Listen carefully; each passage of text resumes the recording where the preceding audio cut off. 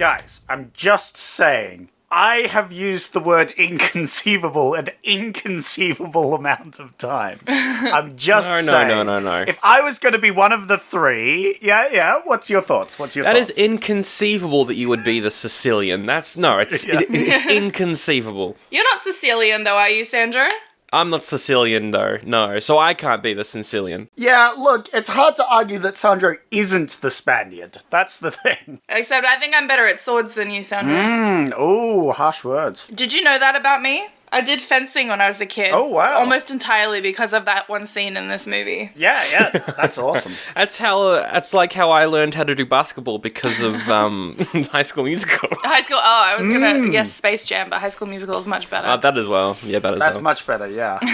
I just want to recreate that one the song with the beat is the ball. Yeah. Anyway, moving back to the current thing, who would you be, Sandy? Who would you be? Me? Well, as you see, growing up, I really always thought that I would be a beautiful princess like Robin Wright. But then, I guess it just happened, and here I am, and I am Vicini.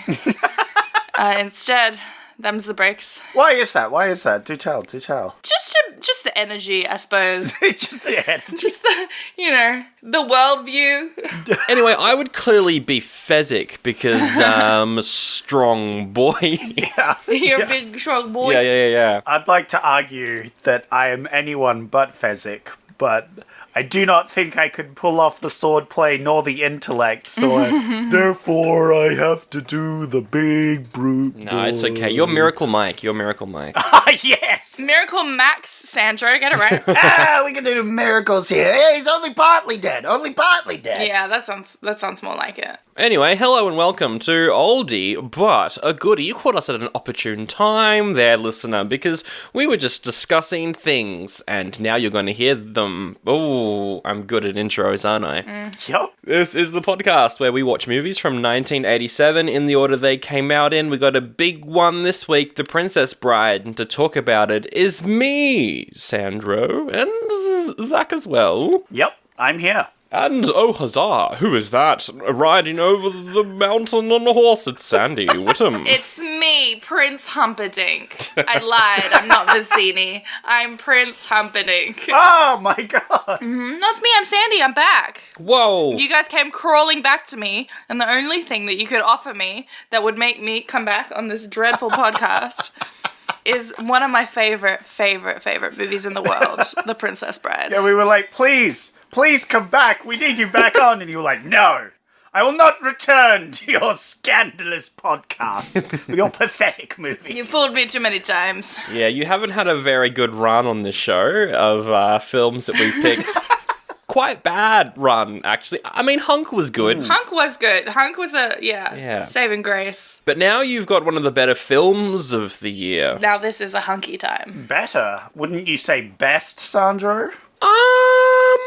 I'm sorry, but I don't accept this dilly-dallying. It's the best film of all time, therefore it must be the best film of 1987. I guess we're jumping right into it, because here's the thing, right? If you asked me 2 weeks ago what's one of the best movies of all time, Princess Bride 100% on the top. However, 2 weeks ago I made the decision to read the book. And the book has swayed my opinion. Really? The book is very good. I think the movie's missing a lot. Well... and it's just not as funny as the book.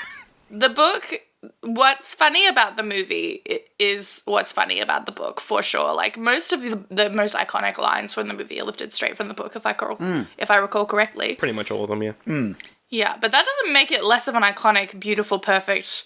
best movie of all time. It's a great adaptation, and a lot of the reasons why the book is so good you can't adapt because of the fourth wall breaking stuff. And they try their best. They do try their best, but there's just small things like the entire 60 pages is kind of condensed into like a 6-minute introduction, and just stuff like that I kind of feel like was missing.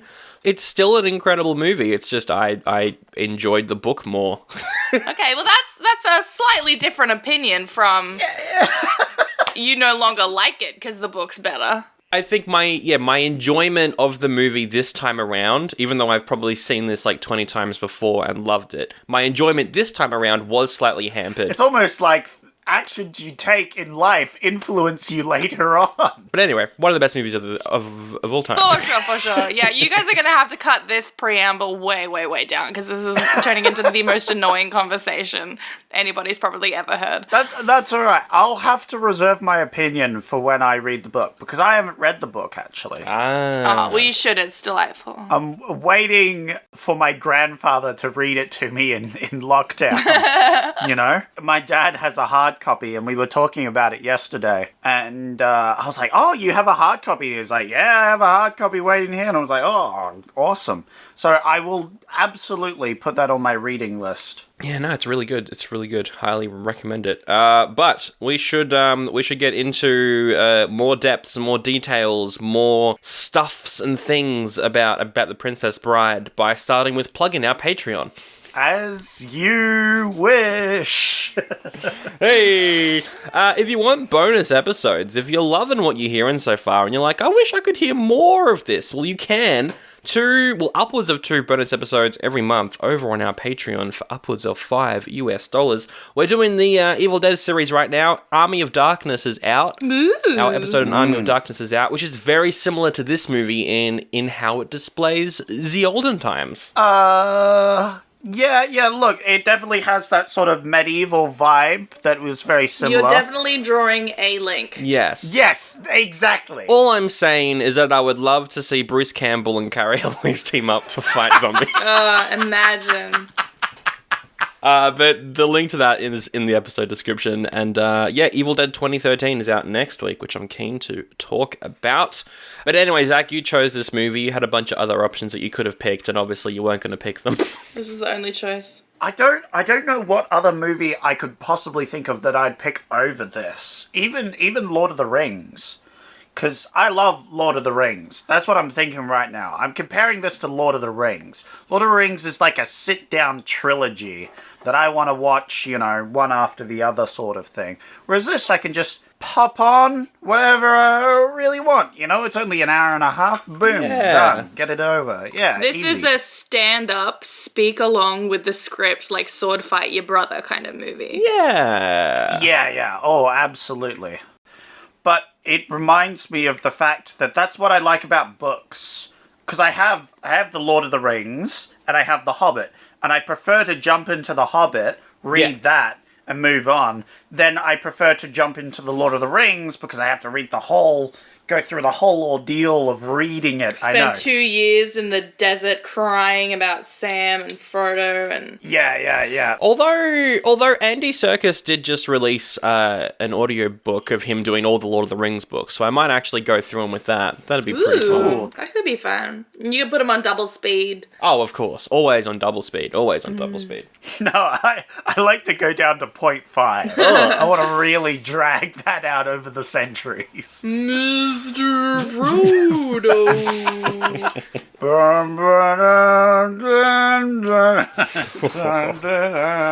That's going to be because the current running thing with all trailers is like a slowed down version of a pop song, right? The trailer for the Amazon Lord of the Rings TV show is going to be a slowed down version of the theme tune. Concerning Hobbits by Howard Shaw. Lana Del Rey's cover of Concerning Hobbits. Actually, I wouldn't mind hearing that. That would be dope. Anyway, your other options for this week that you could have chosen were Au revoir les enfants, I think is how you say that. It's this. Au revoir les enfants. Yeah. That's a great movie. I've heard it. Yeah, I'm trying to find it. It's actually kind of hard to find, but it is about the director's experience during World War II at a French boarding school where the headmaster was giving safe harbor to Jews. It does look very good. It's really heart-wrenching. Yeah, I remember watching it in French class, actually. Speaking of sad French movies, Baby Boom is Diane Keaton. Her long-lost cousin dies and gives Diane Keaton the baby. Is this a French movie? No. No, that would be Baby Boom. You also had Someone to Watch Over Me, where a police officer and a witness fall in love, and that... Oh, God. You had Offret, which I think translates into The Sacrifice, Swedish movie about a guy who makes a bet with God to stop a nuclear holocaust. I'm not sure if that's a comedy or a drama. Part of me feels like it could be either. Or maybe a little bit of both. You had Surrender. Michael Caine has a bunch of legal problems and gets help. Never again with Michael Caine. That's what I said last week. And then your final option was 3 O'Clock High, a meek high schooler who has to fight a transfer student. I don't know, man. Great.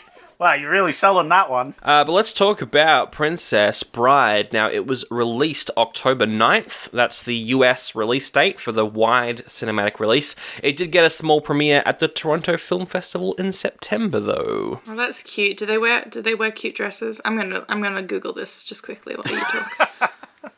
The screenplay is written, as I mentioned, by William Goldman, who did write the novel as well back in 1973. He's also the writer of Butch Cassidy and the Sundance Kid. That's his biggest kind of call to fame is that one. He's done heaps of other screenplays and novels as well.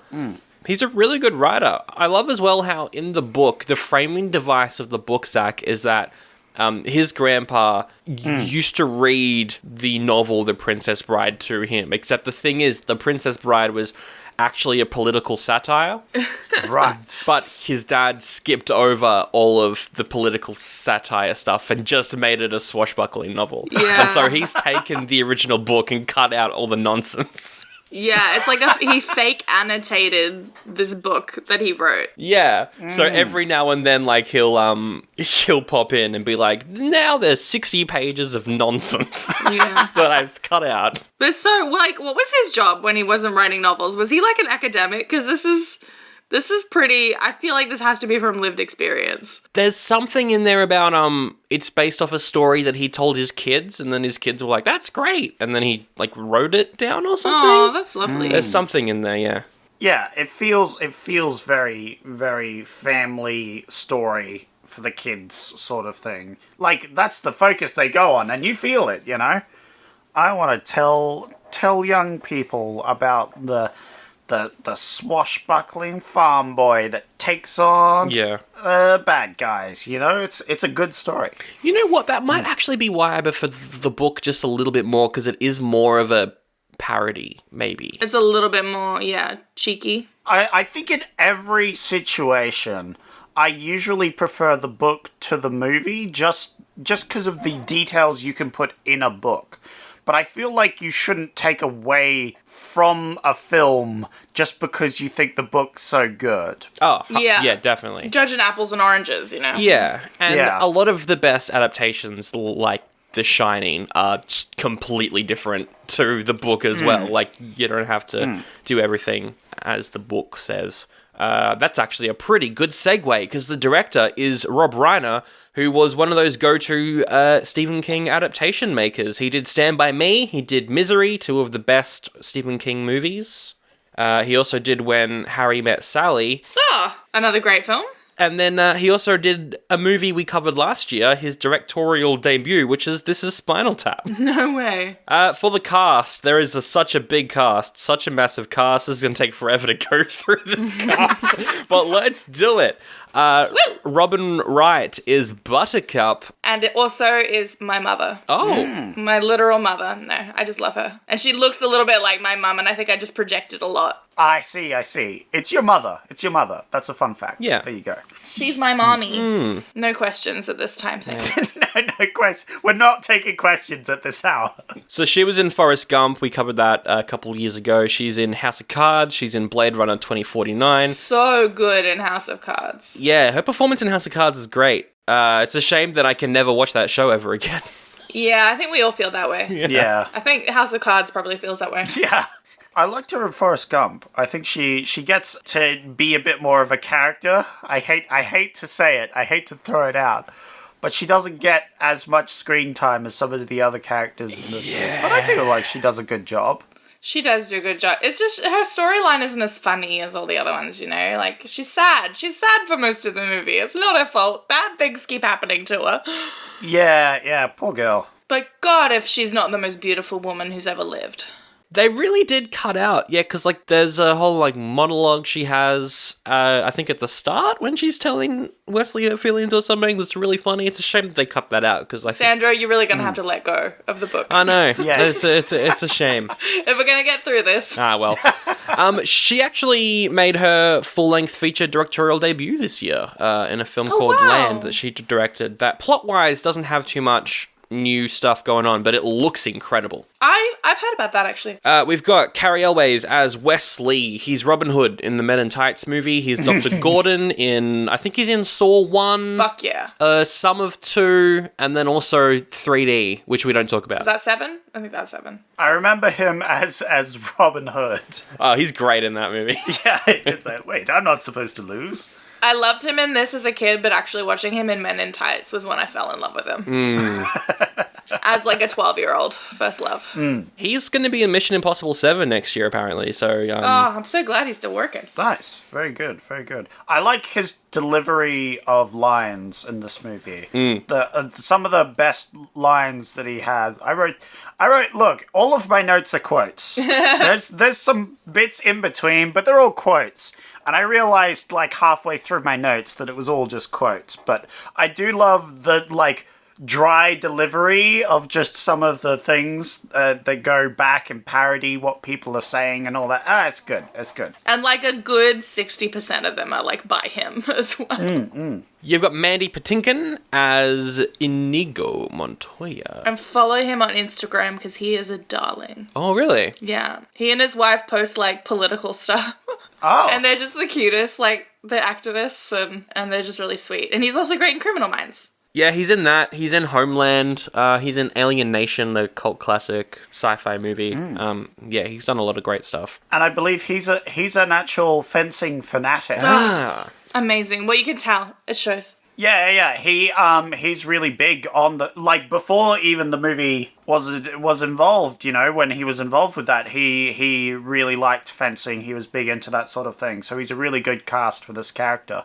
One of the fun facts that my father loves to talk about is the fact that the stunt work for this movie was used for, like, 10 years after as, like, this is what you should do for sword fighting. Oh, wow. Yeah. I've got some comments about the sword fight for when we come to it. Yeah. That was used as training material. Playing Fezzik is French wrestler Andre the Giant, who is 7'4", in case you were wondering. More like Andre the Sweetie. I love Andre. He's fantastic. We love Andre. Yeah, he's not in too many other movies. And for someone who's not an actor, coming in and doing this iconic role, like, good on him. I definitely say he's probably the best, aside from maybe Schwarzenegger, because he's made a good career of it. Like, but he's the best actor that's come from a wrestling background that we've seen. Schwarzenegger wasn't a wrestler, though, I thought. I thought he was just like a bodybuilder. Oh, bodybuilder. Yeah, sorry. That's what I meant to say. Bodybuilder sort of thing. I mean, there's The Rock, but also, he started with Mummy too, so I don't know if good actors... I don't know. He will forever be trying to make up for that, I think. Andre the Giant would for sure beat The Rock. Oh, 100%. And that's no disrespect to Mr. Rock. We got Wallace Shaw playing Vizzini, who is in My Dinner with Andre, Deep Space Nine. He's Rex in Toy Story. And he is currently in Young Sheldon, but we won't hold that against him. He's still one of the greats. One of the greats for sure. He's very good. Yeah. Chris Saraden is Prince Humperdinck. He's in Fright Night. He's in Child's Play. He got an Oscar nomination for a film we did with Al Pacino. Christopher Guest is in this as Count Rugen. He was one of the writers and actors in Spinal Tap. Went on to do heaps of other mockumentaries. Well, he's incredibly sinister in his role here. Yeah. I love the sort of cruel enthusiasm he has for everything. He's like he's never too ecstatic about everything, but he enjoys his cruelty, you know. Yeah. He's just like a real middle management Karen. Yeah. In some ways. Which I love. He feels no emotion. He feels no empathy for the customer, you know? Yeah. He's merely doing his job. Who else? We got Billy Crystal playing Miracle Max. He's Mike in Monsters, Inc., very famous comedian as well. He's great. Playing his wife, who's not a witch, is Carol Kane, who has been acting since the 70s. She's still acting. She was in Unbreakable Kimmy Schmidt. She's fantastic and everything. Then for the framing device, you got Peter Falk as the grandfather, who is Columbo in that long-running cop show that went for like 40 seasons. He's a great granddad. And then, of course, there is Fred Savage as the grandson, who was in the sitcom, I think. Is it a sitcom or into the drama? I'm not sure. But the Wonder Years, he was in that. He's in The Wizard, which, if you haven't seen, is just a giant movie ad for Nintendo. And then, of course, he was in Once Upon a Deadpool, where Deadpool forces him to, like, remake the framing device of this movie, but so that they can recount a censored version of Deadpool 2. It's not really worth a watch. Yep. Because just watch Deadpool 2. But, you know. Yeah. It's there. It's amusing. It's a thing that you can watch if you so choose. 98% on Rotten Tomatoes. One critic gave it a negative review. And then they mysteriously died. Yeah. They were mauled to death by an angry mob. It was a very mysterious mob. And then there's the audience score. It's 94%. It's on heaps of like best movies of all time lists. It's considered incredible. I will say this. Normally I like going through the Rotten Tomatoes to see the stupid reviews, but every review that rated this bad was like, I don't get it. I don't think it's that good. This is bad. If you're a child, this is fun, but this is bad. I didn't like the story or the music or the acting, and I was like, why did you watch the movie if you don't like anything that's a part of a movie? No one gave me a good explanation as to why they didn't like it. No, I'm feeling you, man. No, I agree. That was me earlier with Sandro and his book problems. Is it just because I want to create discourse in our audience? Yes, it is. Yes, it is. It's a little discourse starter. Because arguments in the comments is interaction, which Yes. gets us, And when we get a there. classic movie like this, I've got to make one criticism to make all our audience get mad. Write Yeah, a comment. go for it, Yeah, go for it. you gotta get those clicks. Yeah.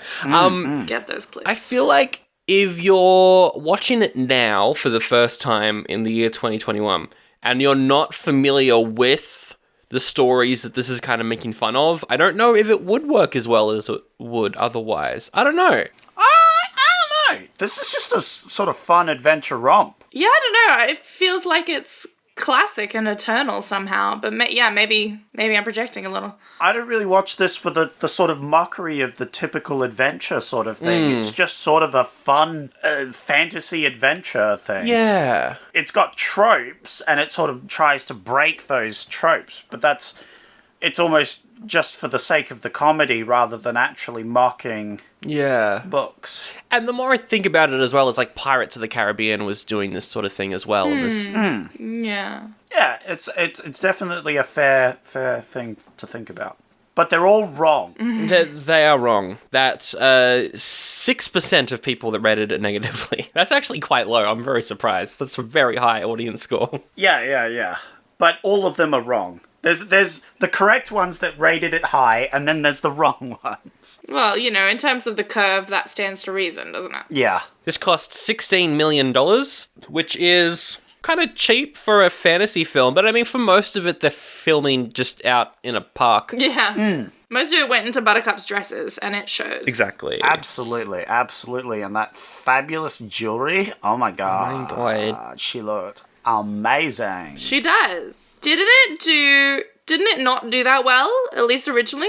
Well, that's the thing, yeah. So I've got the box office number for the US and Canada. I've got their numbers, and Sandy, we'll start with you. What do you think it made? Okay, well, like 10 million. Wait, you think you get failed? I know it didn't do very well because it became a cult hit later. Oh, okay. Yeah, I do know that for a fact. So I don't know if it failed, or if it just didn't make as much as they were hoping to. So that's my guess. Okay. Well, that's good, because I was just going to rate this a big high thing, but now that I know that this did badly, I'm going to rate it much lower than I was going to. Therefore, I'm going to say like 25, maybe 30. That's my guess. Ooh, it is 31 million. Ooh, there you go. It still made a bit of a profit, but not as much as they wanted to. I think also the marketing campaign around it was kind of bad. Oh, was it just a mess? Like they didn't know how to sell it? Yeah, I don't think they knew how to market it at all, which we've been seeing a lot this year. They should have marketed it as a comedy, probably, hey? Yeah. Rather than, they probably would have gone for, like, romancy, Lord of the Ringsy. Yeah. They go like an action. Oh, look at all this Yeah. action that's happening, But yeah, as soon as it hit home release, it was transported into a cult classic. Yeah. What is this voice I'm doing? I don't know. yeah. Taglines. It is the grand home release. Blessed unto the people, the VHS. Oh. Well, maybe I'll keep it for the taglines because there's 3 taglines. You got to pick your favorite and yes. thumbs up and thumbs down and all that sort of stuff. Hell yes. The story of a man and a woman who lived happily ever after, even though the courtship almost killed them. Well, that's boring. Okay, yeah. That's not a good one. It's not great for this film. I'm going to give it a thumbs down. Yeah, thumbs down. Scaling the cliffs of insanity, battling rodents of unusual size, facing torture in the pit of despair. True love has never been a snap. Well, that one's better than the last one. That one's definitely better. I think it's the voice that really doesn't help these. Yeah, I think the voice is throwing these off a little Yeah, bit. it's definitely colouring the, yeah. I'll give this one a shaky middle thumb. We'll see what the last one is. Let me change up the voice a bit. Oh no. Heroes, giants, villains, wizards, and true love. Not your basic, average, everyday, ordinary, run-of-the-mill ho-hum fairy tale. Not bad. That was way too many adjectives. No, I liked it. I liked that it kept using them. That's what I thought was a positive. Someone had a dictionary. Someone had a thesaurus open on his knee. Yeah. I liked that one if you change wizards for pirates. Yes. So I'm going to give that one the thumbs up, but it's not as good as it could have been. All right, let's jump into our synopsis of the movie. Sandra, are you alright there? No. No. And I missed Are You Okay Day, but are you okay? No, I think you should keep doing this voice for the entire Yeah. just thing. Sorry, I didn't want to throw you off your rhythm. Speaking of rhythm, There once was a story about 2 lovers. oh, it's more annoying than every character in Neverending Story. All right, the opening shot of the movie is a video game. Although we start with a boy coughing against a black screen. Oh yeah. Which triggered me because I've been coughing for the last 4 weeks. Which you don't know because Sandra's going to edit it all out. But I do actually remember, like, watching this when I was sick as a kid. It's a perfect sick movie. Exactly, because you're lured into it through the avenue of a sick kid. I really liked that, and it's very appropriate nowadays because we're all stuck inside at the moment, right? Yeah. Looking to play video games and chew on chocolate bars or whatever that kid wanted to do, but then you got... When I was little, that baseball computer game looked so high-tech to me. Watching it back now, I'm like, damn, that's vintage. Yeah. I mean, yeah, but what was it? 1987? That's a 87. pretty high-tech game for then. For 87? Yeah, it's good. Yeah, no. It's very good for it had, 87. like, fully animated, like, people on it, you know? Yeah, they're running around. Literally, every time I watch this movie, though, I forget about the sick kid and grandpa framing device until I'm actually watching it. Yeah, but it's really sweet. I love their little talks, because the kid's like, books?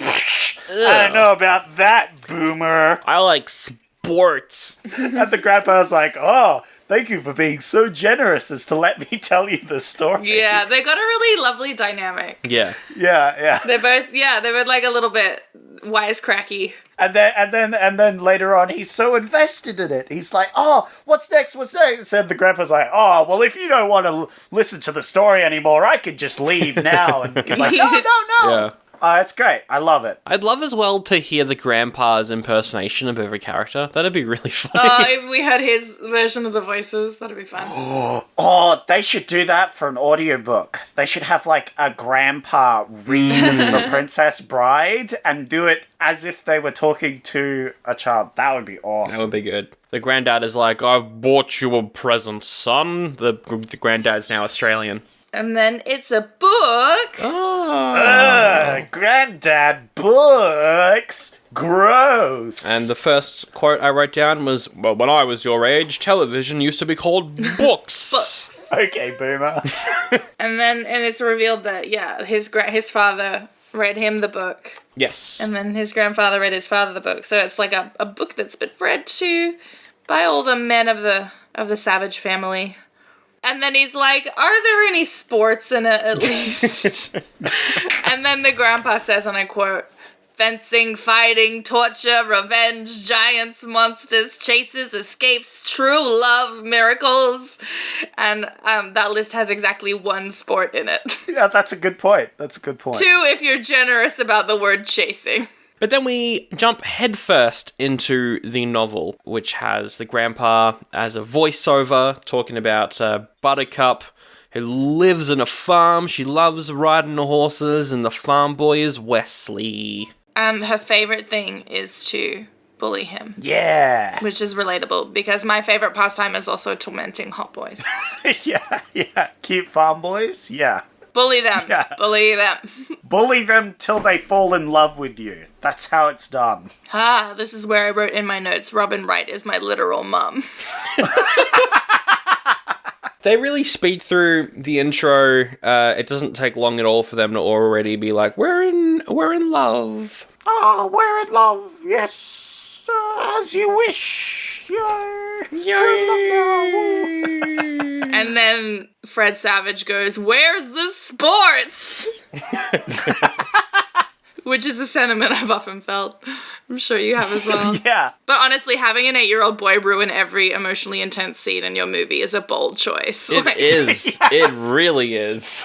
I'm a fan. I'm a big fan. No, sentimentality, undercut, all of it. No, it's good. And then he's also like, what is this? Some kind of kissing book? Kissing book. Which is a classic line. I love that. Mm-hmm. Yeah, and then Wesley has to go away because he doesn't have money for the wedding. And as we all know, you can't be in love without being married. Yes. Not in the medieval times. Or have a wedding without money. That as well. You can't have either of those two things. Oh, it is a fantasy book, though. And this is, of course, fantasy before The Witcher came in and showed us all the...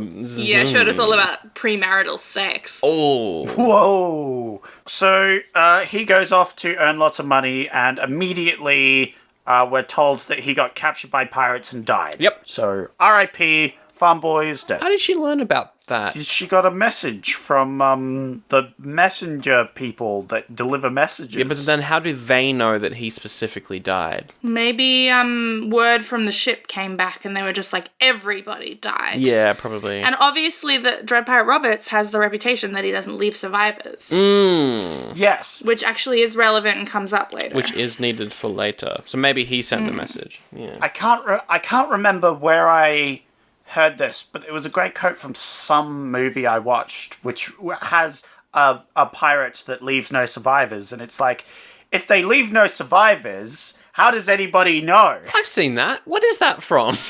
What's that film? I feel like it's set in the, in the southern hemisphere around the Central America somewhere. I feel like characters would drink rum in it. Potentially, yeah. I think there was a skeleton, maybe. Nah, I think you guys are making this up. I feel like the main character would be against cancel culture. I don't know, just the vibe I'm getting.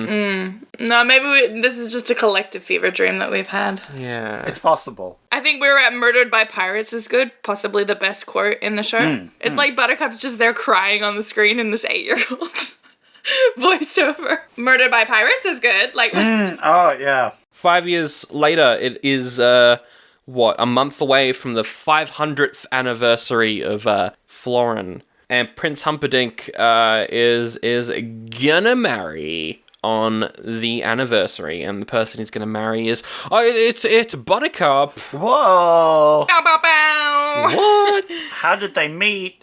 Why did he decide on her? What are the reasons? We don't know, but they're gonna get married. He was like, the town square was more full than it had ever been, and I'm like, aha. Even in fake Italy, the only time people care about royals is when there's a wedding happening. Yeah. Although I do like when he's introducing Buttercup and he's like, I think you won't find her common now. Like he over-enunciates that. Yeah. It's good. It's just a great moment. And then I've written here, Humperdinck rules, Farquaad drools. Oh, shots fired. Yeah. Oh, that's very interesting. I was feeling a little bit controversial. Yeah, Farquaad definitely modelled off of Humperdinck. I mean, even the outfit's the same. Yeah, 100%. Yeah. Well, that was the whole idea, was he was supposed to be a one big parody character. A good bit of visual storytelling here, because in the book it takes about a page for Goldman to explain just how beautiful Buttercup is. In this, you just need to look at Robin Wright. Yeah. The most beautiful woman in the world. My mother, Robin Wright. yeah.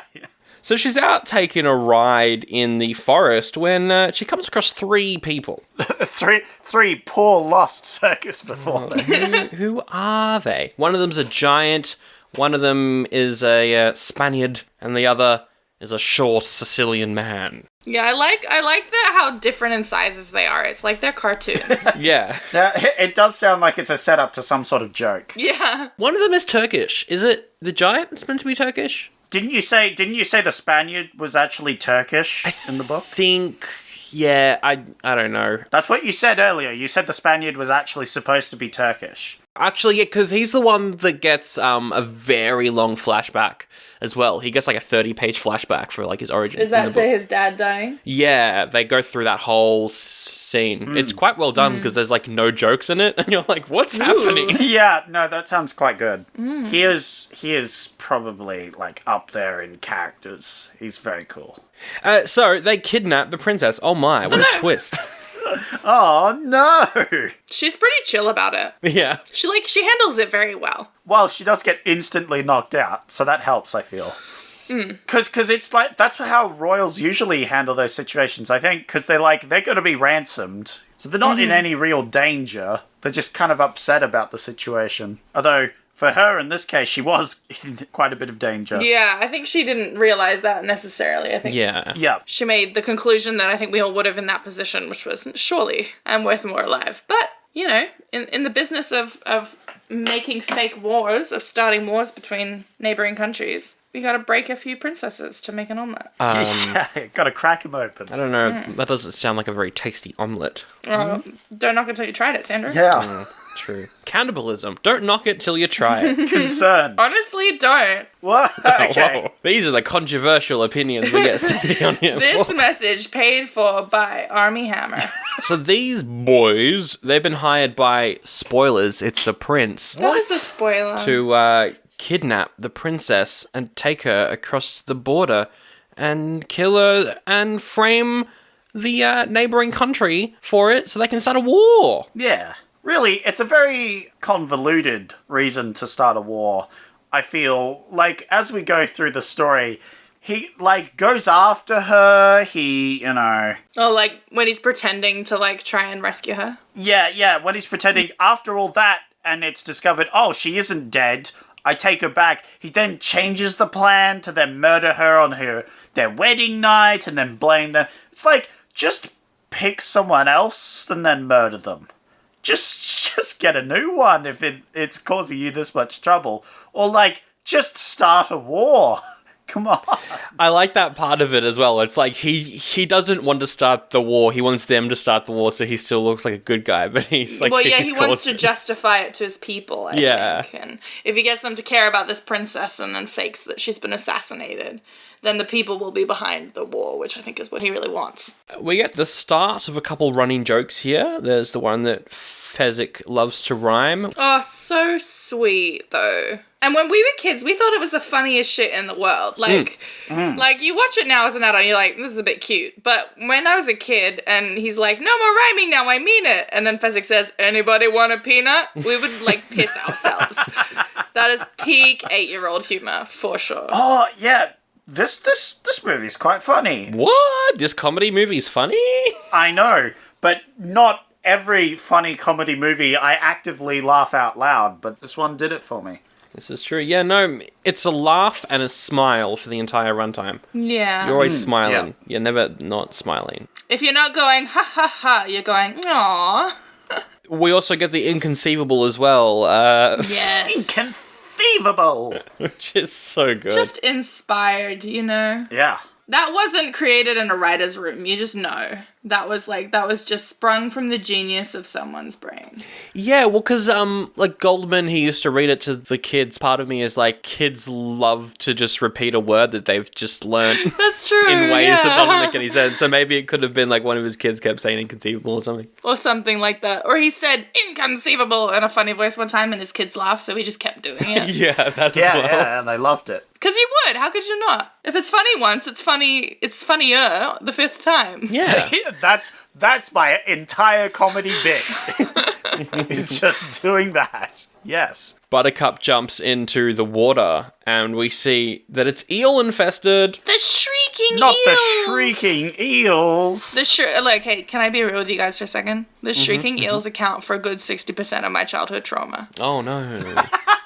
And if you're wondering about the other 40%, it's 9/11. Yeah. No, but this is exactly what reading it to a child is like, though. Like, you have to lay out exactly what's going to happen in the scary bit beforehand. Like, when I was reading to the twins I used to look after, I would just cut sections of Harry Potter wholesale. Like, they just couldn't handle it. Oh, the spiders. Oh, the spiders. Oh, yeah. I would have to, like, sum it up in 3 sentences. I'd be like, and then Voldemort kills Cedric, and then he gets blood from Harry, and he turns into a real person again. Yeah. They're like, okay. And the kid's like, wow, J.K. Rowling's writing style just got better for a couple sentences. Whoa. Whoa. Controversial. I'm controversial king Oh my on god, this episode. Sandra, you're really trying to make enemies today. I know. You're trying to stay relevant. I respect that. I'd say that I hate. I'm a Ron Weasley when it comes to those spiders. Because no. Yeah, spooky scary, huh? Very spooky scary. And the shrieking eels are spooky scary. Yeah. And the eels are great, because I think in the books it's sharks, but eels are just, they're scarier. And all their needly little teeth, you can see them coming. Like, they've used puppets, clearly. Oh my god, have you seen a moray eel's mouth? Ugh. Google that. I'm gonna do that right now. Moray. Absolutely Google it, because it is nightmare fuel. Oh my god, look at these. Yikes. That's its actual mouth. It looks like someone shoved glass into its jaw. It looks like Superman's hideout. Yeah. The Fortress of Deathitude. Yeah, they keep it pretty subtle, like you don't see much of the eels, so it's like scarier because they're like under the water for the most of it. And then we cut to Fred Savage and the grandpa, and he's quite distressed. The grandpa's like, look, just gotta tell you right now, nothing happens. Yeah, she doesn't die, it's fine. I remember being a kid watching that being like, oh, thank God. Oh, thank you. It's good. It's really good. And I like his line as well, where he's like, I wasn't nervous, I was just a little bit concerned. That's all. Yeah, I wasn't scared, I was just concerned. I think we all were. So she's picked up and put back into the boat. While this has been happening, is it Inigo, I think? He's Yes. noticing that there is a boat chasing them. Inconceivable. I love the way they reveal it as well. They're like, because Inigo keeps looking over his shoulder, like into the darkness, and Vicini's like, stop that, what are you doing? And he's like, are you sure no one's following us? And he's like, that would be absolutely inconceivable. But out of curiosity, why do you ask? And he was like, Yeah. because someone's following us. Yeah. What? I love the line as well. He's right on top of us. I wonder if he's using the same wind we're using. That's so funny. That's great. This is pure comedy, you guys. Doesn't get better than that.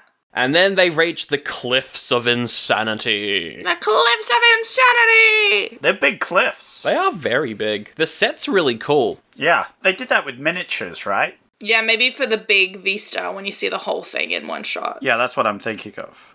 As they're climbing this rope that they left there, I love them climbing, and then they're being followed up the cliff. My only note for this scene is, now that's a rope. Oh, yes. It's a pretty big rope. That's true. It's a comically large rope that once they It's huge. Once they reach the top of the cliff, they've got to cut it with a comically small dagger. And he does, and it's very satisfying, actually. It slices right through that rope. They cut the rope, and the man in black that is following them grabs onto the cliff and doesn't fall down. Inconceivable! You keep using that word. I do not think it means what you think it means. So good. I have a big smile on my face right now. This is so fun. Yeah. I think for the next month, I'm going to be using quotes from this movie. Oh, 100%. It is eminently memeable. It's a crime that it wasn't made, like, wasn't released in the time of memes, because it would have destroyed TikTok. You know it would. Yo, absolutely. Just very quickly, there is a quote from Fezzik just before they leave, which is, you be careful. People in masks can't be trusted. And I just wrote down below that, uh-oh, Fezzik's getting political. Oh no. Boo! Boo! Sanjay, boo! The other line they say later about masks is way more relevant. They leave Montoya to deal with the Man in Black as they take the princess further into the woods or the park, the nature reserve where they're filming. Yeah, he's a little impatient, you know? He wants to get to the fighting part, so he's watching the guy climb up the cliff. It is kind of sweet, though, that he's like, you may be waiting to kill this man. Be careful. But be careful. Oh, yeah, he's a big sweetie. He's the sweetest. When I was little, you know, I had no idea that the Man in Black was Wesley from the beginning. Like, I remember being genuinely shocked. It's not super obvious. Well, because he doesn't talk much, I think, and his voice is so iconic, Yeah. especially as the Man in Black. He's very, like, snarky and Yeah. and sardonic. He grows a mustache. He's basically unrecognizable. I was definitely fooled. I had no idea. The reveal was fantastic for me. Yeah, I think I was fooled as well. And then you're like, oh, then you're like her, and you're like, he is alive, and he's funny. But back to the sword fight, the best scene in all of cinema history. Yeah. He saves the man some time by throwing the rope back down again for him to climb up. Because he's excited, he wants to fight. Yeah, he really wants to sword fight him, so he helps him up. They have a little talk, and he explains how his dad was murdered by a person with 6 fingers on their hand, so he's looking to murder them in exchange. Give him the old stab in the whatever. The old stabby stab. It's a very, like, intense story as well, and this is where it starts to get, like, quite emotional. As you say, in the books, that sounds intense. Yeah, it's a solid 30 pages or something in the books as they flash back. Yeah, he was 11 as well when it happened, and the Men in Black gave him not the Men in Black, the Six-Fingered Man gave him those 2 scars on the side of his face. Yes. As like a reminder. The sword fight commences with the quote, "You seem a decent fellow, I hate to kill you," from Montoya, and then the Man in Black responds with, "Well, you seem to be a decent fellow, I hate to die." Amazing. It's so good. I also wrote that one down. One of the great lines of cinema. And then they start sword fighting, and one of my favorite things is they start talking about it like chess nerds, like, Yes. aha, I see you've opened with the reverse King Solomon. Yeah. But naturally you must assume I would respond with the Ninja Turtles vow of chastity. Like, they just start pulling out these weird names. I wonder if they're real fencing terms. They probably... They are. Oh, wow, cool. So I know for a fact, this is the bit I want to know, that they use actual fencing in this scene. It looks legit, for sure. Yeah, they use actual fencing techniques and other things. So it's real fencing you're seeing. Like real sport-y fencing sort of stuff. But yeah. Yeah, because I guess Elways was wearing a mask, so that's probably a stunt double. And then you've got Montoya, who is actually a fencer. Yeah, so. They do use body doubles for both, but I believe Montoya actually did most of his scenes. Oh, yeah, there is the flip as well, which is quite a wide shot, so. But they do most of their own stunt work, which is quite impressive. Anything where you can see their face, which is quite a bit of it. We get a lot of shots from the perspective of the man in the mask fighting. You could see the other guy, Montoya's face. I believe a few of those, it's a stunt double.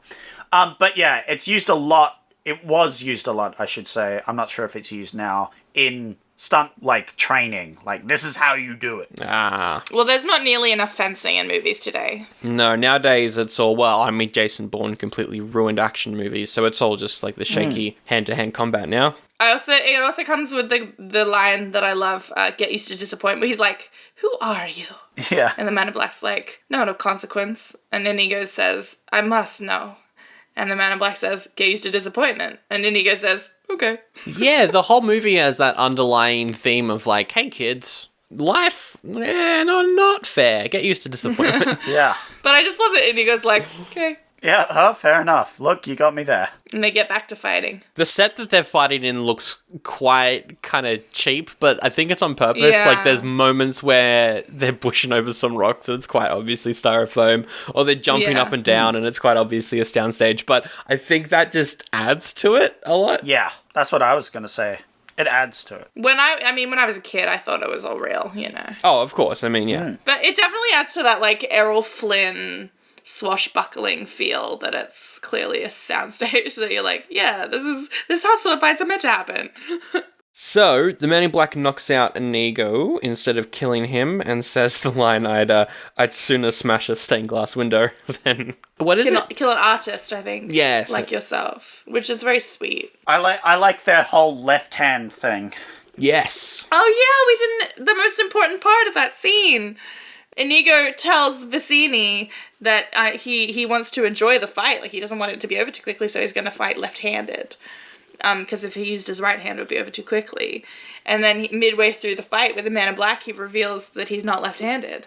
And then a little bit later on, the Man in Black himself reveals that he is also not left-handed. Yeah, and it's like, whoa! Because we know going into it that Montoya is using his left hand, but not the Man in Black is. Yeah, exactly. Yeah, it's a true anime moment, I feel, you know. He's over 9,000!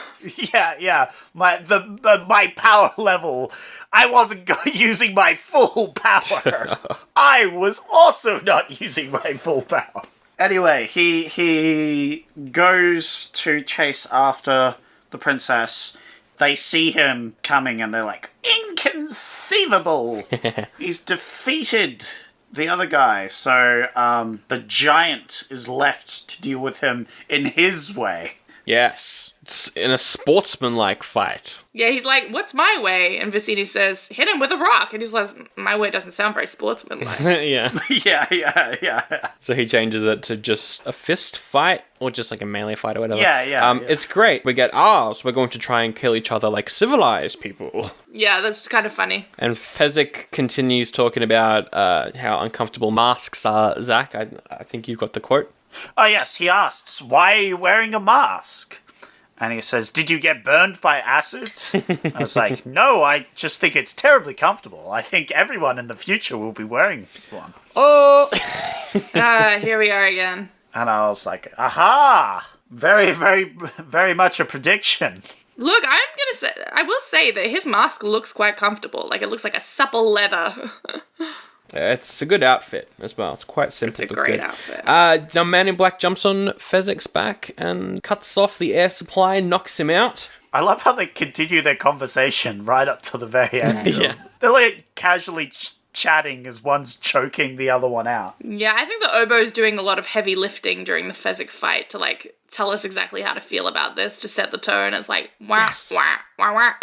We haven't talked about the soundtrack yet, but it's perfectly timed up to every moment of action or every kind of reveal. It's great. There's one moment in that sword fight where Montoya throws his sword up into the air, and then the soundtrack just like cuts out for a full second as it's falling back down, and then resumes as he grabs it. I'd love to see. I don't really want to go see any other movie but this one where it's like the orchestra plays along with the movie. Like a lot of the time I'm like, Back to the Future, who cares? Great movie, but yeah.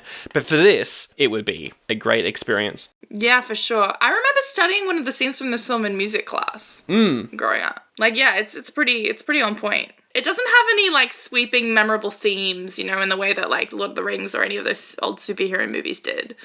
But the music is very, like, evocative. It sets the tone really well. Oh, the music is done by one of the guys from Dire Straits. No way! Mark Knopfler? That's the guy from Dire Straits. Yeah. That's crazy. Okay, well, that explains why it's kind of all on a synth. It's the year that he left the band. He went and did this. That's so crazy. And that explains the great song at the end. Great? Oh, no, I like it. Probably just for nostalgic reasons. Probably just because, Yeah. It was a little jarring for me, but I was like, this is funny. I wonder if we're going to mention it. It's just a part of the experience for me. I don't think I watched the credits as a kid, so when I was grooving along with the credits, and suddenly that started playing. I was like, wait, what? Whoa, okay, that was a choice. I did not expect this all of a sudden. I do not remember ever hearing that song as a kid. Really? I have strong memories of it. Then we cut back to Humperdinck, and he's tracking them, and he's stepping in the footprints that Inigo and the Men in Black have left behind. And every time I go to the beach, I step in other people's footprints in Humperdinck's honor. And that's what I think of. I love that. Yeah, like how he's just this master hunter, but he's this prince and he's like leaping around rocks and stuff. It's so good. At least he has like a personality, you know what I mean? Like Farquaad didn't. Not to bring it back to Farquaad again, but like he didn't have anything like that. Oh, yeah, I do like him as a villain. He's a very good villain. He's great. In the fact that he just has these, like, sort of goals, and he's gonna do them. And he's not necessarily bad at anything.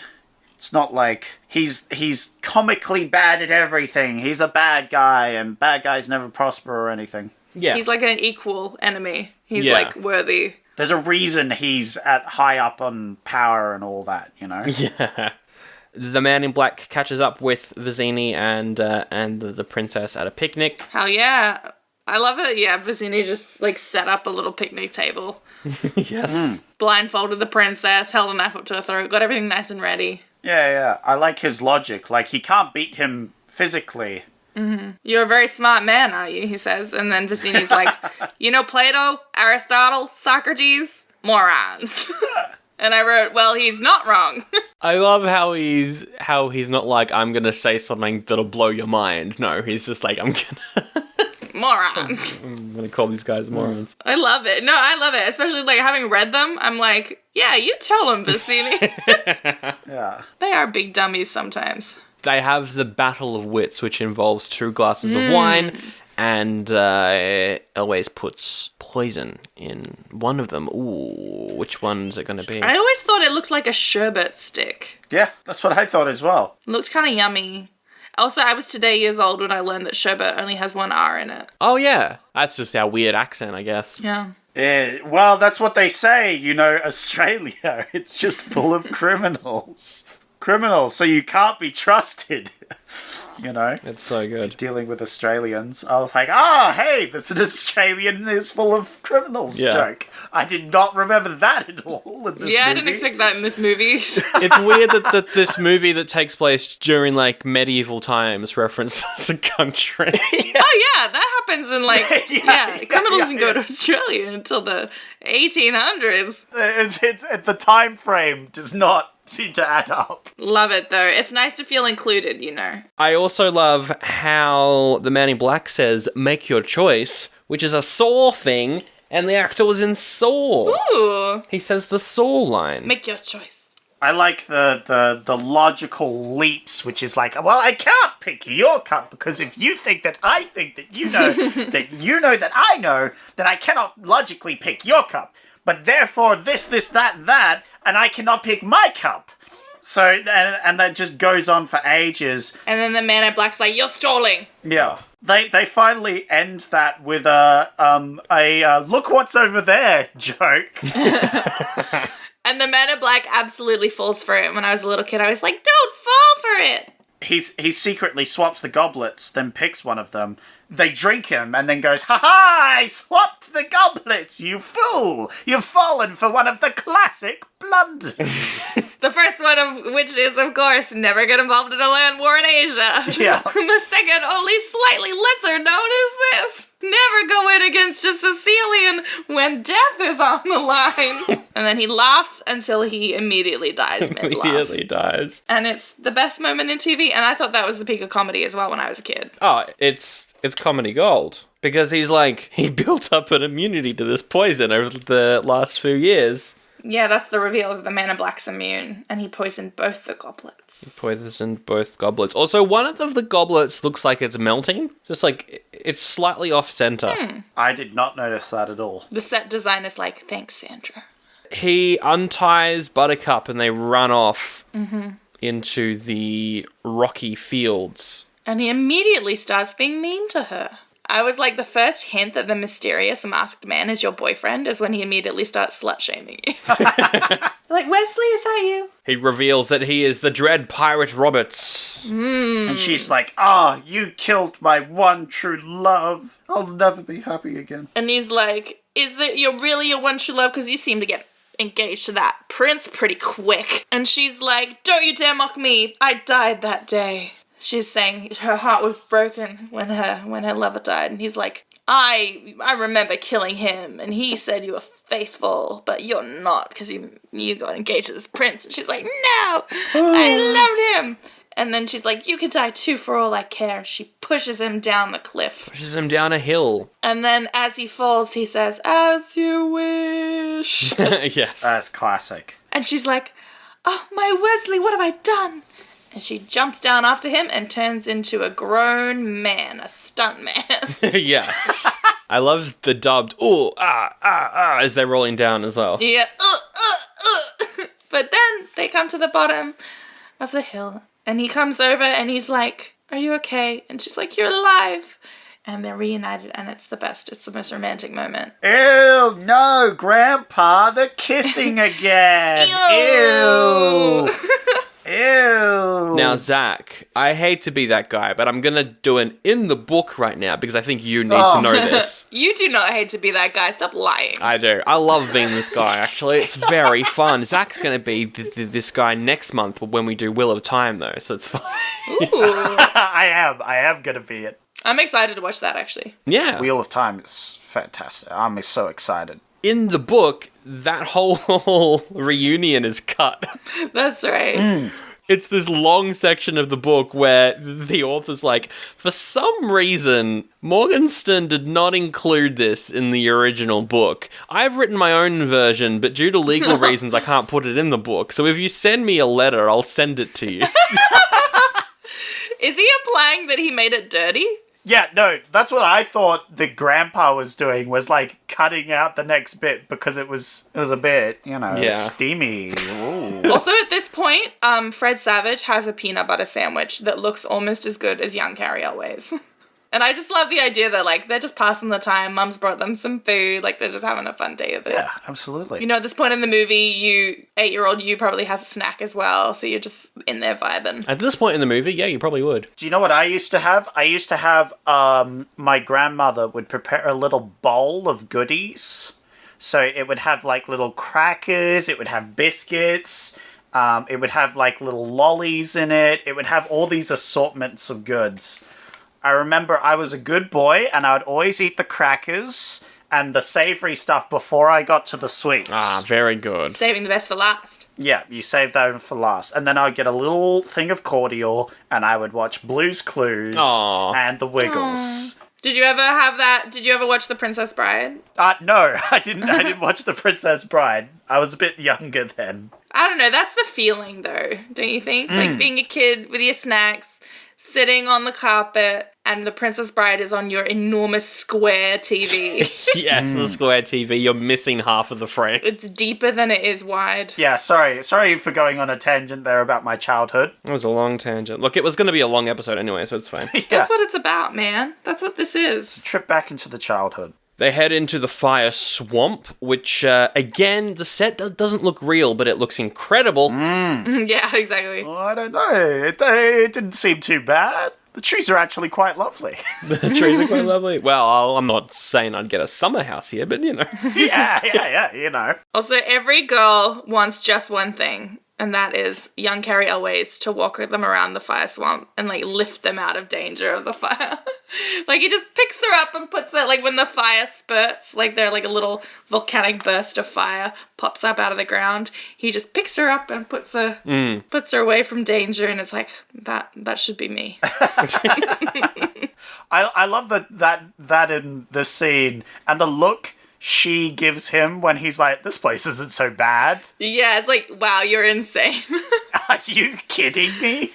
As they're walking and he's talking, he just casually picks her up, puts him to the left so she doesn't burn to death. Yes. Yeah. It's great. It's perfect. It's the dream. Yes, he explains that how he became the pirate, and that the dread pirate Roberts is not a person, it's a name passed down. So when he was captured, he turned into the guy's cabin boy. And the Dread Pirate Roberts was like, good night, Wesley, I'll most likely kill you in the morning.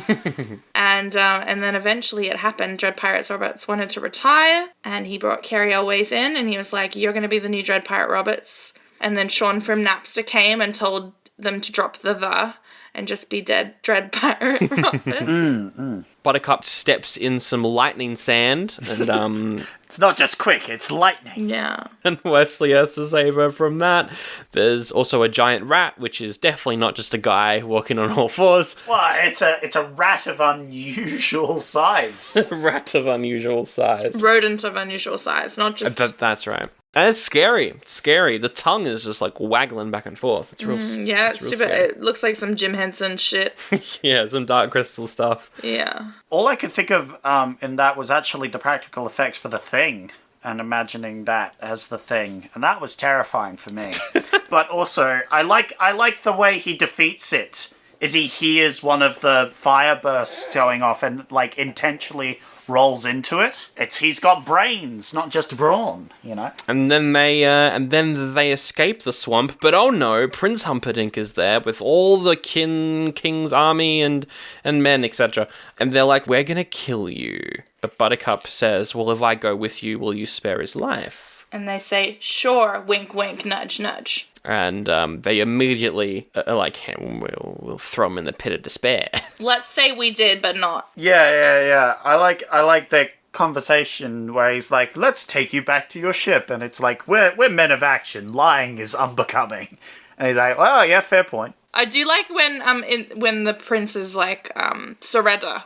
And then Wesley's like, "You wish to Saraden to be? Very well, I accept." He's like, and the prince is like, full points for bravery, and also full points for "I know you are, but what am I?" logic. That's what I like about his lines. It's always replying to like a character's thing. He has this quick wit about him. Yeah. And then he sees the Count.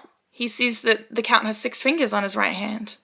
And he's like, "You have 6 fingers on his right hand, but unfortunately that's what the Count's sensitive about." And so he knocks him out immediately. Knocks him out, is brought down to the pit of despair, where we see, this creepy character with this voice, very spooky. But it's actually a normal person with a normal voice. That is like Mel Brooks level comedy, though. That is amazing. Yeah. It's little things like that which I don't remember from the movie that take me by surprise when I see it back again, because I didn't remember that, and I was like, oh, he has a normal voice. Oh, right. I don't know if that joke is original for the movie. I have a feeling that was probably used in something else before this. But it's sure. Yeah, still well done though. It's probably in some Mel Brooks or like Muppet movie or something. Oh yeah, I love the Muppet movie where they have a giant torture device to torture. You say that as if the Muppets wouldn't absolutely fucking do that. Yeah, I'm just imagine Kermit being sucked of his life force. Wow, la, la, la. Yo. We see that Buttercup has married Humperdinck, and the kid's like, "You're wrong. You're reading the book wrong, you dumb boomer." Dad, it's not supposed to be this way. Also, his granddad is not a boomer. No. He's like a member of the silent generation for sure. I feel like he's the positive half of a boomer, you know? He's like... His mum is a boomer. But boomer's a state of mind. It's not really it's not an actual generation. It's Boomer's a way of life. Yeah. It's because he's like, books... He doesn't say books are better, but this book is better, you know? And that's fair. Yeah. And then the booing woman starts up. She goes, "Boo! Boo! Boo!" Boo! That was me when Brangelina broke up. Boo! She's credited as the ancient booer in the credits of the movie. Amazing. She's like, she had true love and she wasted it. Boo! And then Buttercup wakes up, it was all a nightmare. And the kid was like, I knew it was going to be a nightmare. And then the granddad says, "Yes, you're very smart. Shut up." I wrote that down, yeah. "Yes, you're very smart. Now shut up." So she's got 10 days until the wedding. She goes and sees Humperdinck and is like, "Oh, I'm going to kill myself if I've got to marry someone I don't love." And No one asked Buttercup, "Are you okay?" "Oh, Yeah. Are you okay, dear?" And so the prince is like, "All right, that's fine. Sure, marriage is off. We're going to send some letters to Wesley. And if he gets here in time, that means that he feels the same way, I guess. And then you can get married. If not, just marry me. Political reasons. You know what it's like." Yeah, dude, I'm totally a reasonable guy. I'm definitely not planning his and your murder, so just chill out, honestly. Yeah, don't kill yourself. If he wasn't planning her murder, he would have sounded like a very reasonable guy, actually. Yeah, that's He's true. like, "Please consider me as an alternative to suicide." And I'm like, That would be nice if you weren't trying to murder her. If you weren't, actively the worst. Yeah. We see Wesley's tied into the machine, all capitalized. Not gonna lie, the machine scared me a lot when I was a kid. That's pretty spooky. Like, and the fact that it's on its lowest setting as well, and he's like screaming like that, it's intense. Yeah, I think I found it funny. You're a psychopath. That probably just goes to show that I'm quite messed up. Yeah, you're crazy. And that's why you're doing this whole book is better thing as well. Yeah. I don't know, I don't know if the machine was the scariest part, but I think it's pretty intimidating. As a child, you look at this machine and go, oh, shoot. Oh, boy, mister, this machine's gonna really do some damage to him. Oh, no. No, I do want to know the science behind it, though. Like, that would be very funny. I'd love to read an essay on how it works. No, it's definitely magic. It sucks the life out of you. Yeah. It's got the suction powers of science to suck the life out of you.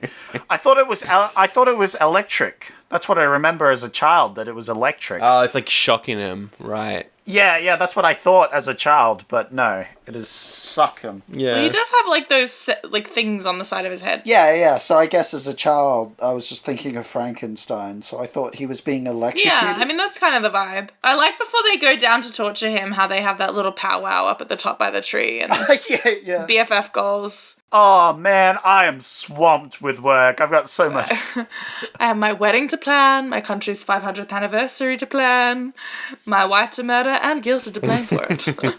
Yeah. I'm swamped. I've played this character in D&D. Absolutely. It's like, yes, now I have to murder this one so that everything will go perfectly as planned. Can't have that, Mm-hmm. And they're genuinely BFF goals as well. But the real question is, which one of them is Hamish and which one of them is Andy? The prince has got to be Hamish, right? Yeah. That's a very local reference for our majority American listeners. Yeah, that's a no-brainer for sure. We cut to the Thieves area. The Thieves Forest. The Thieves Forest, and we see Montoya. He's drunk outside of a tavern thing, and the guards are like, "Move out of here, you drunk! What are you doing?" And he's like, "I'm waiting for Vicini." Was that good? That was great. He told me to go back to the beginning. Yeah. So here I am. And one of the soldiers that is there to move him along is Fezzik. Oh! Whoa! He's been hired as the gun, and he's like, "Hey there, we're gonna go wake you up." And he gives him some stew, and he dunks his head in some water. Yeah. Oh, that was great. Because there's a hot water and cold water, and he's manhandling him with such ease. He just goes, dunk in one, dunk in the other, dunk in one. And he's like, all right, stop. Stop. He's like, enough. It's so good. He tells him that the six-fingered man Yes. is in the castle. And he knows that the men in black is being kept as a prisoner. And he's got to stop the Pryants. I wrote that down. He says Prince's Pryants, which is cute. Yeah, they immediately set out with no plan, no idea what they're doing. But they know they have to find the black masked man. He can help them. Because if he beat them in strength and steel, he must have beaten... What's the other guy's name? Vizzini, yeah. Yeah, Vizzini in wits. So he's going to be smart so he can come up with a plan. So they go to find him. Exactly. Meanwhile, Buttercup has figured out that the prince never actually sent the messages off to Wesley, and she confronts him, and he gets real angry. He drags her into a room and locks the door, then goes downstairs to kill Wesley. Honestly, kind of a dick move, I'd say. I'm starting to think he's not even that good of a guy. No. They kill Wesley. He's dead. Yeah. They set the machine up to 50, which means it's 50 years off his life. And if we've calculated it so far, right? How old was he? Did we come to? Was it 25, 50 years off? And the average lifespan for medieval was like 50? 50. Well, in the book, it starts off in Buttercup 16 at the start of the book. So I think, she's 22? Because it's 5 years. So he'd probably be about that. Oh my god, they're just babies. Yeah. Yeah. And average lifespan, like 30 for medieval times. He's well and truly dead. Yeah, 100%. And the yelling is heard across the lands. Yeah, and I like Montoya's thing. It's like, that's the lament of, The only person who could possibly be feeling that much pain right now is the man in black, because his true love is about to be married to another man. I like as well how Montoya is in that clearing that we saw earlier where the prince and the count were in, and he's like, I don't know where the entrance to the pit of despair is. Father, guide my sword. Yeah. The music is pretty intense, and then it finally, the sword point hits the tree, and he's like, ugh, it was useless, it didn't work, and he leans against the tree, and he manages to hit the knot that makes the door in the tree open. Yeah, wow. All of his scenes have such impact, because he's just on this mission to avenge his father. It's great. It is weird that they cut out the Zoo of Death stuff, because they've got to kind of go down through various levels and fight spiders and snakes and stuff. I remember that. Yeah. Yeah, I guess it's not as necessary, Not really. Yeah. You get that having his little torture chamber is enough for you to think that the prince is a bad guy. Yeah, it's a cut for time sort of thing, I'm sure. Well, and budget. I mean, for 16 million, it would be hard to get a giant spider and stuff. Oh my god, if there was a giant spider.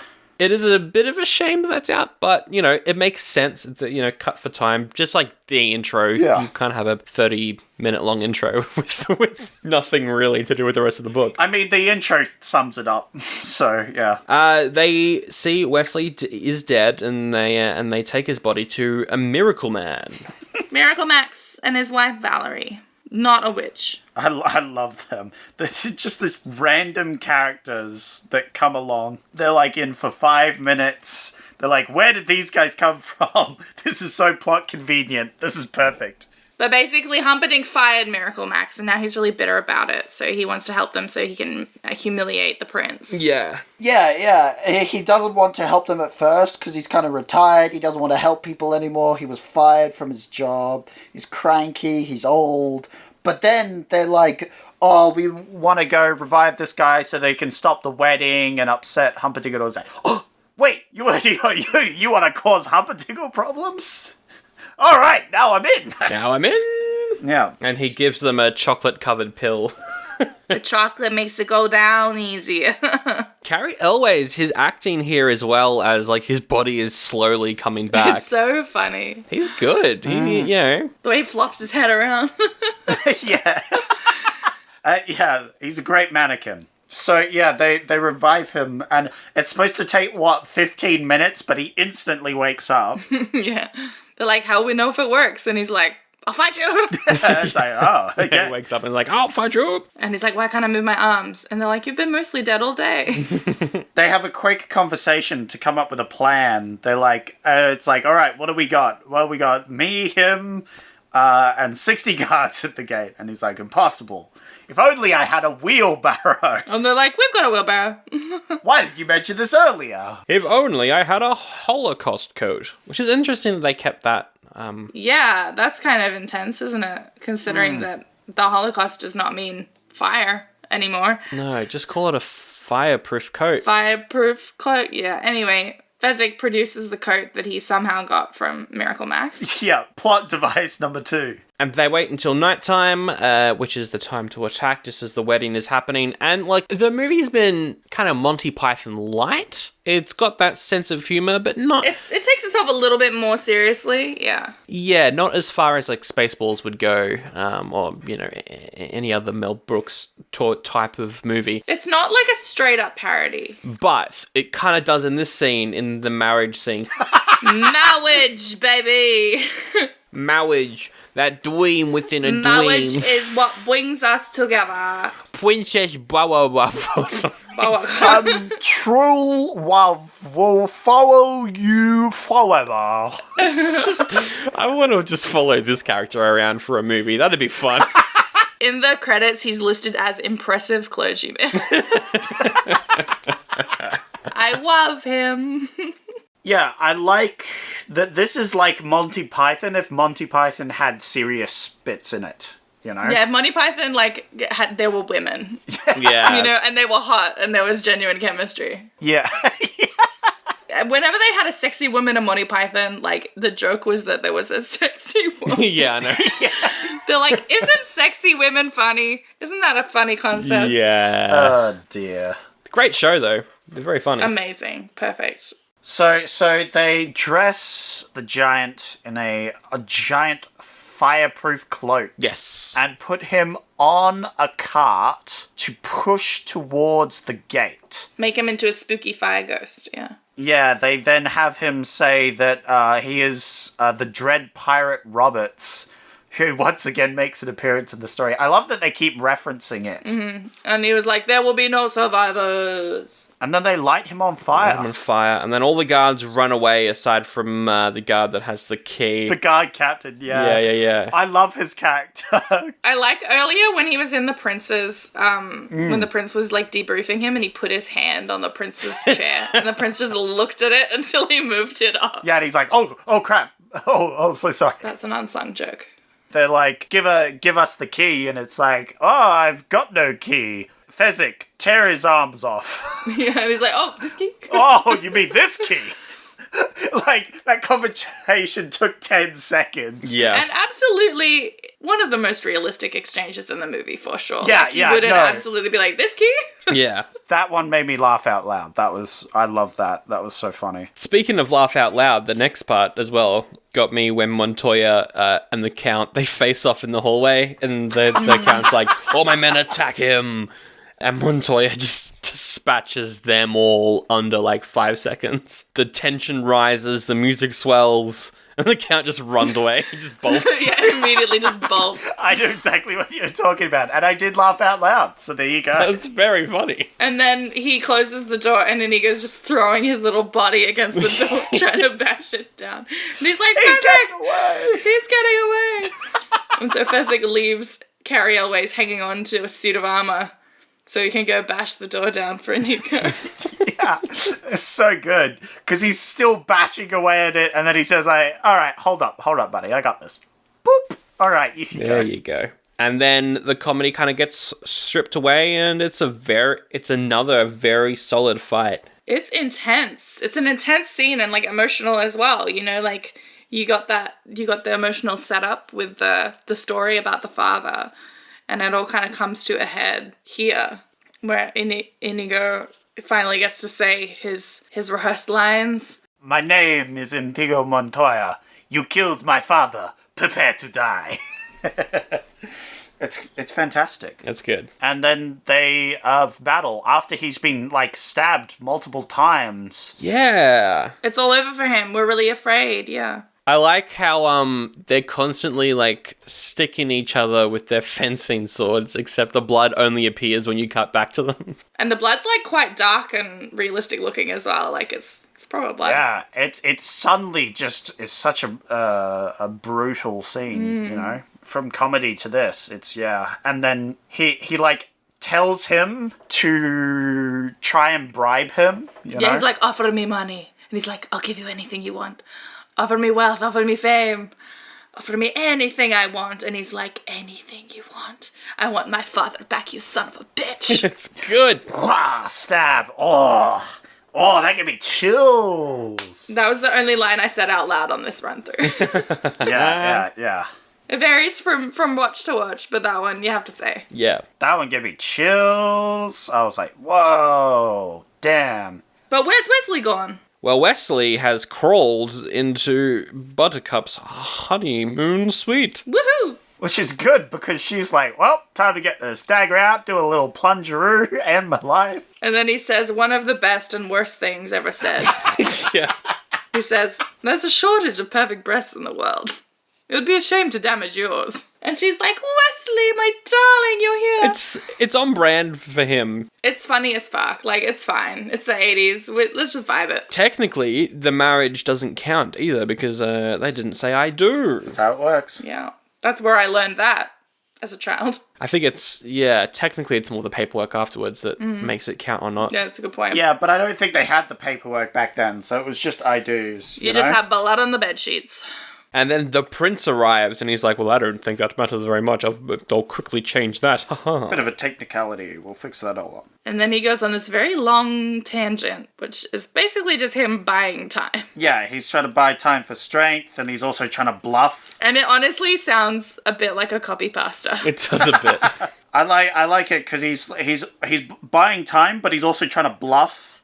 the prince, but the prince is also like, it's a bluff, though. But then the guy stands up and he's like, oh, shit, never mind. And he, like, gathers up his little coat, like his little cape together and, like, sits on his chair waiting to be tied up. It's just so... Have you ever, like, worn a long coat and you got to sit on the toilet so you just gather it up Yes. in your house? That's what that feels like. That's what that makes me think of. Yeah. Yeah, they tie him up, they look out the window, and Fezzik's out there with 4 white horses that they can escape on. And she leaps down out of the window. Yeah. And that's a beautiful shot. And Fezzik catches her. I think the only thing to mention is that he offers Montoya the chance to be the Dread Pirate Roberts. Yes. Yeah, because Montoya's like, now that I've achieved my revenge, which was the whole point of my life, I kind of don't know what to do. And he's like, you'd make a very good pirate. He's a good pirate. Oh, I've never thought about that before. I will consider it. And then they head off. They ride off best friends forever. Now, there's a bunch of stuff from the book that I'm like, oh, it's a shame they didn't include that. I'm glad they didn't include the ending of the book because I think that would potentially ruin a few things. I can't remember it. What was it? Yeah, what's the ending? The ending of the book is like, and they ride off into the sunset, and then Wesley's effects wear off and he's dead again, and then the prince catches up with them, and then... Oh my god! They just ruin it, do they? They just completely ruin it, and it ends on this cliffhanger for a sequel that was never going to get made. It's good. Which, I mean, there's a lot of foreshadowing with the whole, like, expect disappointment and that stuff, but it's... Yeah. It's like the kind of shit that's, like, because the whole book's basically a prank. It is. But yeah, that wouldn't have worked in the movie at all. I'm quite glad. Like, that would have been a weird inclusion. Nah, we like to see them kiss at the end. Even Fred Savage. Yeah. Yeah. I love the happy little ending. That my childhood is ruined now that I know that's the canon one of the book. No, they're both canon. It's 2 different stories, Zach. Yeah, okay. Everything's fine. Everything's fine. He lives at the end. Everything's okay. I don't really read books and then have like an audible kind of response to it. I'm not going, oh, can't believe that happened. But I laughed out loud while I was reading that. You're like, this asshole. And then it ends with Fred Savage being like, Grandpa, maybe you can come over next week and read it to me again. And Grandpa turns to the camera and says, as you wish. Aww. Now, the first time I watched this when I was very young, I was like, wait, Grandpa is Wesley? Oh, that's kind of cute. Not understanding how time works.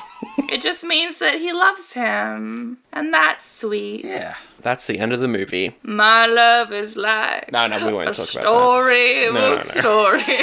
No. Yes. What do we call the award that's better than a goodie this year, Zach? It's just the Good Porridge Award, isn't it? Yep. We could have this one as the Inconceivable Porridge Award. Inconceivably good porridge. Yeah. It's warm, it's comforting, it feels like home, feels like your childhood. Yeah.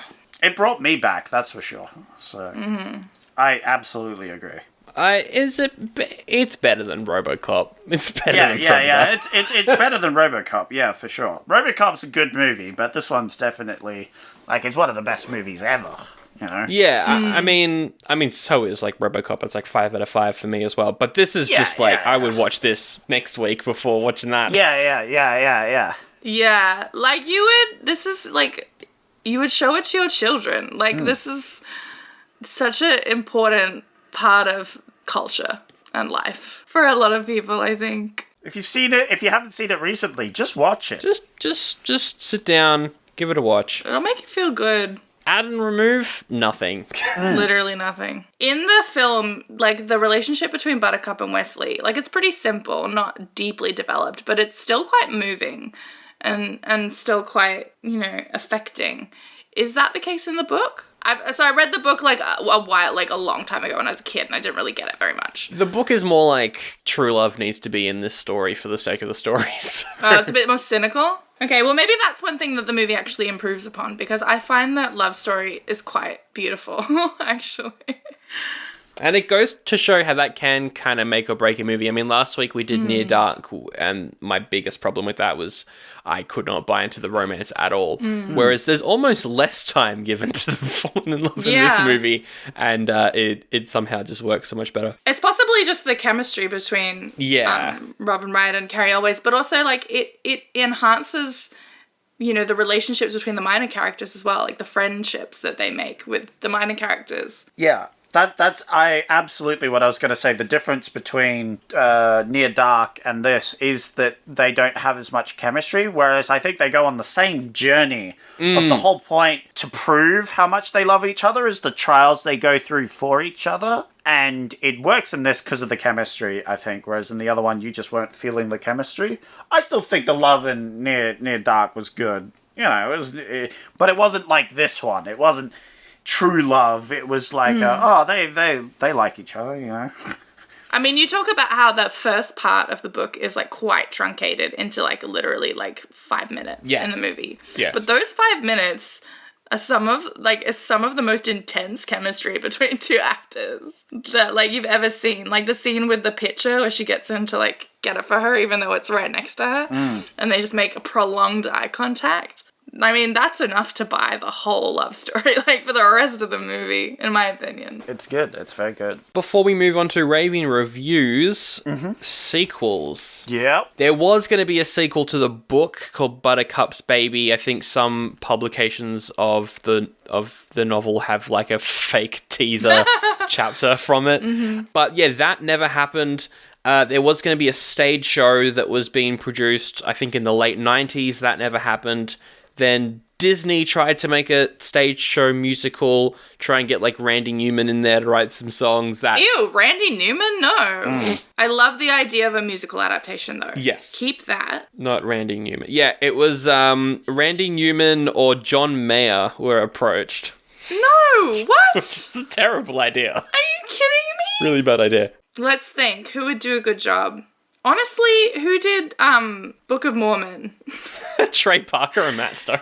Yeah, get those fucking guys in there. Didn't they work with some good, or like the people who did Frozen or Hairspray, or like the people who can do like funny but good catchy songs? Yeah. I think the people who did the WandaVision theme songs and stuff could be pretty good. They're good. Look, there's heaps of better choices than Randy Newman and John Mayer. Yeah, and you know what? Throw some Muppets in there. Yeah. Put some Muppets in there. They'll go together really nice. I'd love to watch that. Apparently, there's a video game in development based off Princess Bride. I don't know if that'll ever happen, but sure. Why not? Imagine how funny it could be, though. True. Like, imagine the funniest video game you've ever played. And then, in 2019, someone at Sony leaked in an interview to Variety that very famous and very influential people were planning a remake. And the internet said, no! Yeah. We don't want that. I don't think that's going to happen. That's the one I've heard of, yeah. And it was like, why? If you're gonna revisit it, I would go, like, full book route and do it as a series, or, like, a mini-series. Oh, yeah. And just make it, like, a dark, cynical, like, just the book, you know? Like, yeah. You can't recreate the magic that the movie, like, the heartwarming magic that the movie is, but you could potentially do something really funny and You could do that. You could do a sequel with Bring Everyone Back, but nah. That's never worked. I have a good idea, but it's actually the first review for Raving Reviews. So I might just quickly jump you into the Raving Reviews. This is the part of the show where we get reviews from Rotten Tomatoes, except this week, Zach was angry at all the negative ones, so he didn't include them. Spoiler alert, most of these are quite positive. So you're going to have a discerning eye as to which ones aren't 5 out of 5. You guys know how to play. It's a battle off. You guys trying to get the most points. So Peter says, the comedy and cynicism were hilarious. You could make a prequel movie just from the Wesley story of the Mantle of the Dread Pirate Roberts. Ooh. Yeah. I can see that, yeah. Yeah. So that's I like that idea. And then you could maybe, like, weave in more backstory or flashbacks to the farm. Yeah. I absolutely want to have one of those things where it's like the characters from the prequel affect the characters in the sequel, but without ever meeting them. Like maybe the Dread Pirate Roberts captures the prince or whatever. Yeah. You know, but lets him live for a price or something like that. You know, things that. Or we see like Vizzini when he was struggling, like before he was like this con man. Yeah, exactly. Or maybe like he used to be really moral, and we see what like turned him bad. Yeah. I like this, yeah. And we see Fezzik as a baby growing up and growing up and growing up and growing up. Whoa. That would be good. Oh my god. Anyway, this review, I'm gonna guess 5 stars. Well, I'm going to guess 4.5 stars. It's 4.5. Ah, that was my second guess. Hey, yo. Yep. Well, we have our most controversial opinion, I think, of these reviews coming up from Joe, who says basically a live-action Shrek. What the fuck? I hate this. I hate that, but I think he says 4 stars. What's the cutoff for a negative review? Is the cutoff for a negative review 2.5? Because I'm going to go 3, I think. I'm not going to tell you. I'll go 3. It's 5 out of 5. What the fuck? Well, he obviously likes Shrek as well then. Yeah. We have Finashior, who says, fucking masterpiece. 5 out of 5. Nah, this movie is trash. Oh, no. What? Sandro, what do you think? 5 out of 5 as well. 5 out of 5. It's 5 out of 5. Yeah, we got it. I was thinking that maybe this movie is trash. Would like lead us through a loop. It would be if you didn't do that joke every single time we do a good movies. Yeah. Kristen says, though plagued with continuity errors and some bad performances, The Princess Bride has enough charm and character throughout where you can forgive these offensive and have a good time watching a classic. 4 stars. 4 stars? I'll go 3.5. Yeah, it's one or the other. I mean, well, what continuity errors are there? There's the Australian thing where he mentions Australia. That's not continuity as much as it is historical inaccuracy. Yeah. I guess that's what. Yeah. Okay. That's fair. I guess. Maybe his shirt's ripped in one scene and not in another. Yeah, stuff like that, which is like, who cares? Yeah. Try making a movie. Ooh, shots fired at a random person on Rotten Tomatoes. So what are you rating this movie? What are you guys rating this? I reckon she said 4 because she still called it a classic. Yeah, 3.5. It's 3 out of 5. 3 out of 5. Oh, well, she's wrong. And finally, we have Trenton, who says his name is Inigo Montoya. You watch this movie, you're in for a good time. Oh, 5 out of 5. 4 out of 5. It's 5 out of 5. Yay! Oh my, it's a tie. Yay! Alright, that's the episode. Thanks for having me on, guys. No worries. Plug your stuff. Do you have anything to plug? Literature is still available to listen to, seasons 1 and 2.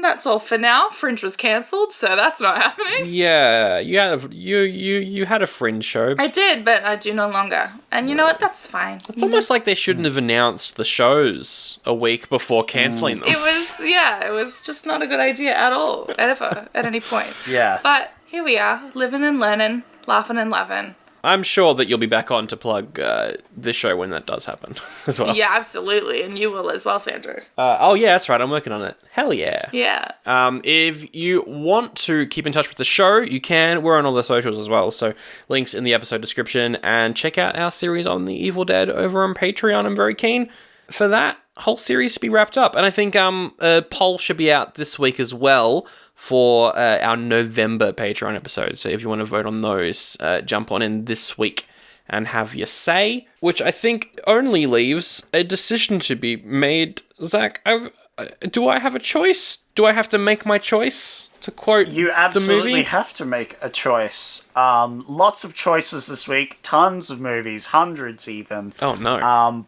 But I'm going to cut it down to 2 choices, because that's really all you have. What? Your 2 choices are Barfly, a biopic about a poet's alter ego who goes out drinking a lot. Sad. Doesn't sound very nice. We have Hello Mary Lou, Prom Night 2. I'm already interested. Yeah, that's a good name. A high school student gets possessed by a student who dies at a prom in the 50s. Yep. And those are your two options? There's no other options? If they were, they would probably be Hope and Glory, an award-winning movie about World War II, as seen from the eyes of a young boy. Cool. And Weeds, a prison inmate, writes a play that a reporter thinks is pretty good. And it's nothing to do with the TV show. Mm-hmm. And that's it. There's no other movies. Well, there might be one more. The Whales of August, which is two elderly sisters go to their summer home and revisit sad memories. I feel like you committed to a bit, but weren't very sure what the bit was. You just continued with it. Look, sometimes you just gotta stick with it. And you Sometimes you gotta find the bit on the way to the bit. Yeah. The bit was the friends we made along the way. Yeah, the true bit. Yeah. Well, the only two options for me is Prom Night 2 and Hope and Glory. I think they're the only ones that sound particularly interesting. Sandy, what would you go for? Prom Night 2, Electric Boogaloo, baby. Hello, Mary Lou. Prom Mary Lou. Night 2. Well, we are in October, so it is spooky month. Oh, Prom Night has Jamie Lee Curtis in it from memory. Oh. I think I'm still going to choose Hope and Glory, though.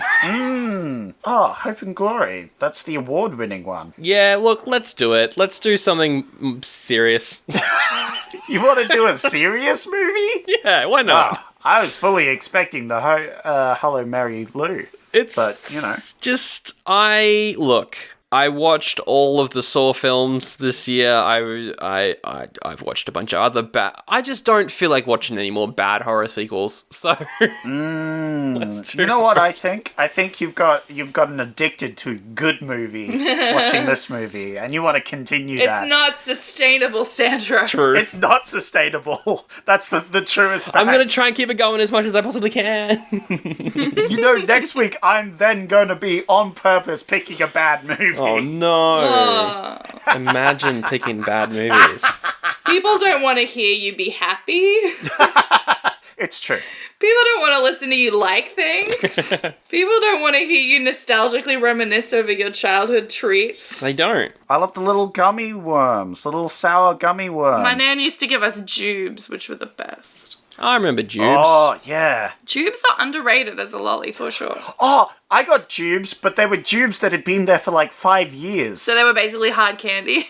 They were rocks. They were so That's solid. its own special kind of candy, though, I think. Yeah, it was delicious. I love going to Sovereign Hill and getting those giant circular lollipops. Fuck yeah. Oh, no, for me, it's like the hand-pulled raspberry drops. You watch the guy with the huge arms pulling that toffee. Well, I'll tell you what, those arms are the real raspberry drops. Ooh. They can raspberry my drops. Ooh.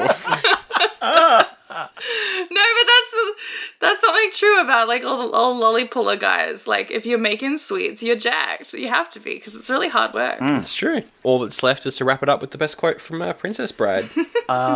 Well, we can't be here for another hour and a half, so I don't know how I'm going to do this, you know? Yeah, it's so hard to choose. But I do have one. Murdered by Pirates is good.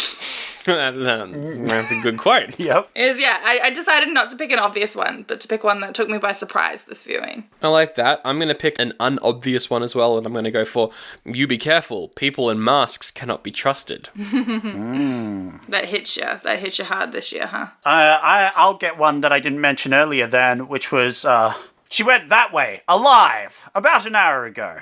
If we find her otherwise, I will be very put out. Put out. That is a good one.